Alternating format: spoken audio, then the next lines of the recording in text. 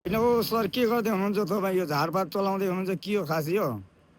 दुबईमा अब पैसा तिरेर खाइसाध्ने छैन, महँगी छोइ साध्ने छैन। एकको दुई, दुईको चार भएर बढेको छ। अब यो औषधि पनि हुने, स्वास्थ्यलाई फाइदा पनि हुने, यो बच्चादेखि खाँदै आएको चिज हो। म त दुबईमा पाउँदैन होला भनेर सोचेको थिएँ, दुबईमा छ्याती पाउँदैछ यार। अब यसको तरकारी, यो मेन यसको यो खाएर हग्ने मात्र होइन, यसले सबैभन्दा राम्रो जडीबुटी हो।